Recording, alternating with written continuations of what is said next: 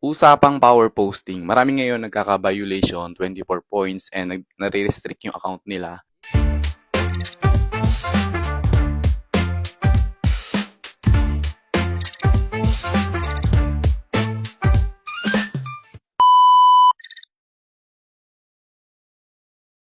And ang nakikita ko kasi sa power posting na ginagawa nila is yung, alam mo yung, paulit-ulit lang yung pinopost na product nila sa isang araw.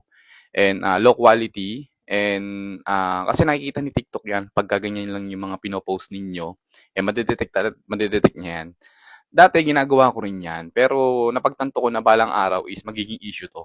And ang power posting kasi dapat quality pa rin. Kaya lagi ko sinasabi na mag-power posting kayo pero quality. Sa isang araw, iba-ibang product yung pinopost ninyo. And at the same time, quality yung product na ginagawa ninyo, o sinushoot ninyo, ginagawa yung content. Tapos gumagawa na rin kayo ng valuable na bagay na makakatulong sa ibang tao na magbigay kayo ng value. Kung ano yung natutunan nyo sa buhay ninyo, dito sa pag-TikTok upload, i-share ninyo. And sigurado ako, maraming magpa-follow sa inyo na organic and maraming matututo sa inyo. And at the same time, gawa na kayo ng sarili nyong branding. Kasi dito sa pag-TikTok athlete is, workout ko na yan, yung sarili kong branding. Kasi, balang araw is mawawala yan, yung power posting na yan. And meron yung low quality talaga. Pero yung quality naman ng video mo is 3 videos pa rin naman is power posting pa rin naman eh.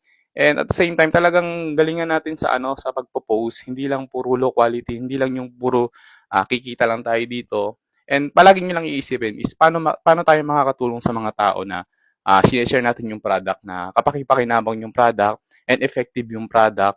Wag tayong mag-share dito ng kung ano-ano lang na alam naman natin mababa yung ratings eh. Nakita naman natin na hindi maganda eh. And maraming reklamo, i-content pa rin natin, gagawan pa rin natin ng video. Piliin ninyo yung mga brand na talagang magandang kalidad ng product nila, nakatulong sa mga tao. Wag lang yung post ng post, kung ano lang yung mabenta. Ngayon kasi hindi na uso yung paramihan ng pera eh.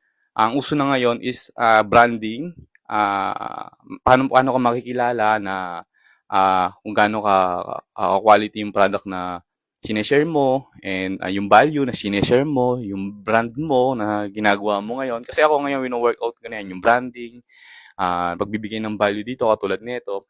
Hindi puro pera-pera na lang ngayon. Kasi dadaanan nyo yan eh.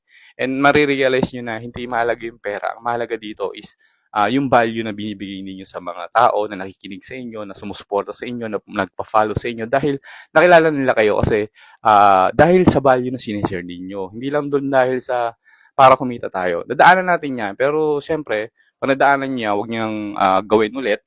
And baguhin natin yung sarili natin and magbigay tayo ng magandang value, ibigay natin yung magandang quality ng content na habang nagbebenta tayo ng kung anong product yung binebenta natin. And at the same time, gumawa tayo ng sariling branding. Kasi ngayon, yun na yung labanan ngayon, branding, sarili mo. And pag nakilala ka ng mga tao, ng mga negosyante na yung branding mo is alam nila na mag-tie up kayo and yun kumbaga makikinabang ka tapos makikinabang din yung brand na makikipag-collab sa'yo. Ganon yung nakikita ko. Dapat yung tiwala and tiwala ng iba and kung ano yung intention natin. Dapat malinaw yung intention natin. Dapat maganda yung intention natin palagi sa kahit anong nakakausap natin, nakakasama natin, branding man yan o hindi. Kaya palaging ganon lang lagi isipin ninyo is magbigay lang tayo ng value. Oh. Oh. Okay, asan? Kunin mo.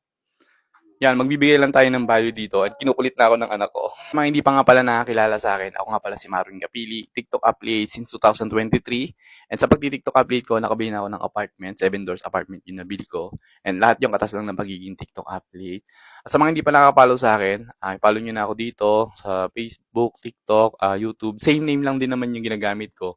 And gumawa ako ng group ka-TikTok ka-affiliate sa Facebook. Punta kayo doon and doon, nag-share tayo ng mga ganito and pwede kayong magtanong-tanong doon. Yan, meron akong ginagawang content ngayon. Kung gusto mo makilala yung sarili mong brand, paputokin natin yung content mo, yung sarili mo para mas makilala ka ng mga customer, ng mga client mo and alam nila kung saan ka nagsimula and mapagkakatiwalaan ka. Meron akong mga nakapin, tingnan mo dyan sa profile ko, yun yung mga ginagawa kong content ngayon and kung gusto mo talaga magsimula ng pag-content and makilala ka dito, diyan magsisimula yan kasi mas makikilala yung sarili mo And doon naman lahat nagsisimula yung mga tao and nalalaman nila na tiwa-tiwala ka and then doon ka na mag-start na mag-content. Sabayan mo na lang siya after nung magawa natin ng video. At sa mga seller dyan, sa mga mayroon ng branding, gumagawa rin kami ng commercial shoot. And kung gusto nyo gawa natin ng commercial shoot yan, i-email nyo lang kami. Ilalagay ko dyan kung ano yung email ko. And pag-usapan natin yan, ipapakita ko sa inyo kung ano yung mga ginawa namin commercial. And sigurado ako magugustuhan yun. And pag-usapan natin.